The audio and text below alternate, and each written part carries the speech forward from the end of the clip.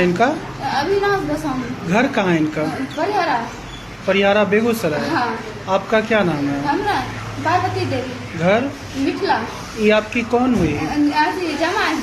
तो क्या हुआ इनके साथ? इनका साथ ये आवे रे घर से हमरा बेटा से जेल में समझ खान ये आवे रे घर से तो ये टेम्पू पर है ना तो ये भोले गोस्वामी लोग मिलत यहाँ